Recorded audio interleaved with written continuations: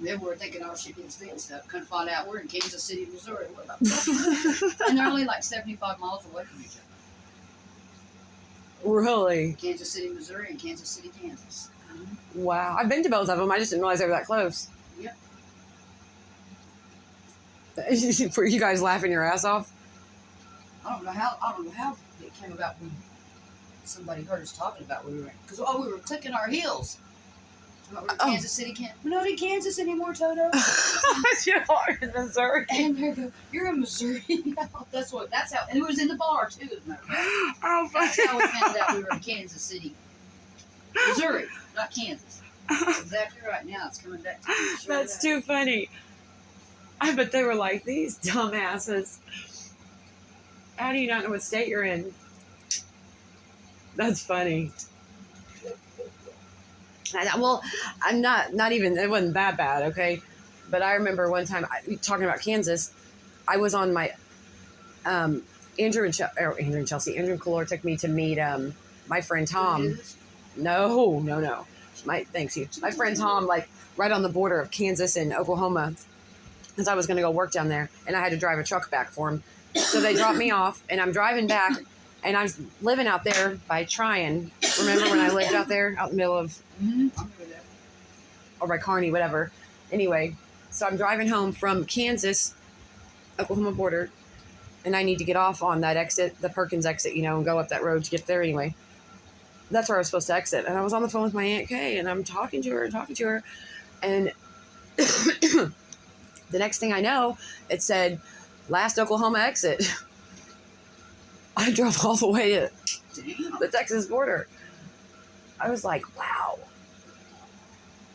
How did I do this? I mean, I was talking for a long time. Yeah, because on the way back, I even thought about, on the way back, I may have stopped by at the farm with you and Jeff. I may have, because it was like midnight, though.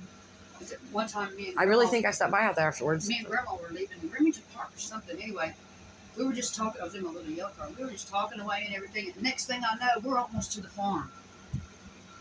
Me and Grandma. And I was supposed to be taking her home over here. She didn't say and nothing. So I said, Mom, look. I said, we are in Oklahoma City. I mean, we are closer to the farm than we are to your house. So we turned around. And I'm going down 40. Yeah, 40, not 240, 40. And anyway, all of a sudden, we're just talking away again. Next thing I know, there's Harrow Road.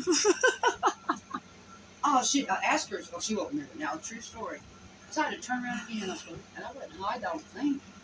Was she like, what the heck? We was at Remington Park, and I was taking her home, way the hell doing her, go Choctaw Road. And she didn't have a clue.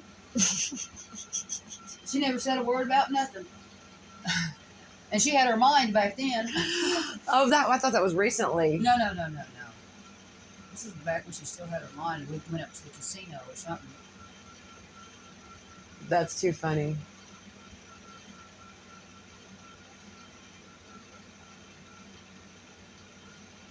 I told her we had to quit talking so I can get her home.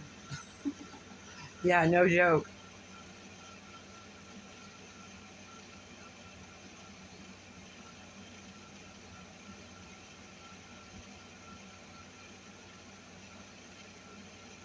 The scariest thing I had was, I was here one night and I got dressed. I had $20. I said, well, I'm going to go to Kickapoo. And it's right when I first started driving that truck. So I went to Kickapoo and everything, no problem. Trying to come back from Kickapoo, I got lost out in the country, and it's dark, and there's nobody nowhere. And I come up on a sign, and it says, hitchhikers might be escaped convicts, so don't pick them up. I'm going, where in the fuck am I at? And it's 2 o'clock, 3 o'clock in the morning. Hitchhikers might be escaped convicts? Mm-hmm. No shit. What prison am I by? I was freaking out then. Wow. Because you go all the way out 23rd Street to go to Kickapoo. Yeah, there's not a prison out there. There is. There's it's Mabel Bassett. Not Mabel Bassett, but yeah, that's it. That's out by Shawnee Moore. It is. That's what I thought too, but I need to look that up and find out what it was. Anyway, somehow I ended up, instead of coming this way, I ended up on Choctaw Road at Love's by the highway after about 2 hours of being lost. That's where I ended up somehow. Damn. And I even had some guy come walking out, and I said, and I had tears rolling on. I said, "Could you please tell me where the hell I am?" And he said, "You're on Choctaw. You're at the Loves, on Choctaw Road in the highway." So thank you so much. Cause I've just been lost for 2 damn hours, confused as hell. I was tripping. I came up, drove to some little bitty town, and there was the littlest police station. Hell, even they were asleep. There was nobody awake nowhere to ask anything. Damn. I had no clue where I was going. You remember on your birthday when I took Gary up to the casino and he told me then when it was time to go, or no, he was supposed to go with me to Walmart to get your birthday. Then he's like, you know what? I don't want to be a part of it. I'm not doing it. Will you drop me off at Newcastle?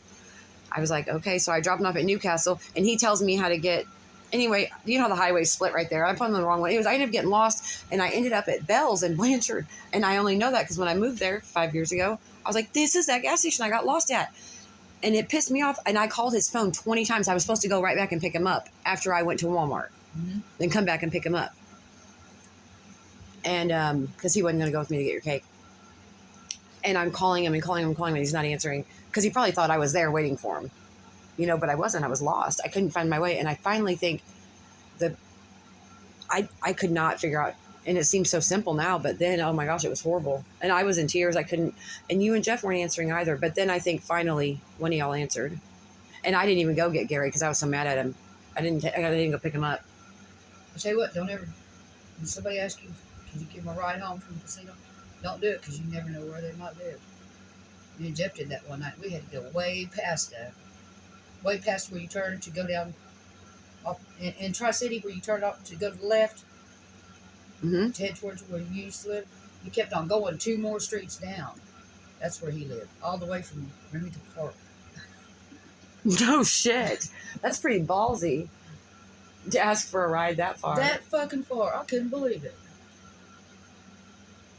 I was by myself and gave a girl a ride home one time from Newcastle. We just figured maybe to do this. But surely he had to live somewhere between Remington Park and where we lived at the farm. No, it's way past that. Getting off for a dime for gas. Which was, I mean, whatever. He needed a ride home, you know, so what do you do? Give him a ride home. No kidding, I guess. I don't know if I can go anywhere. I think I'm too stoned and my eyes look so tired. They do. They look really tired. And it makes me feel, I only got 4 hours of sleep last night. I need real rest so I can have a good day tomorrow. And not be so tired. I really do. I feel like I'm exhausted. I won't go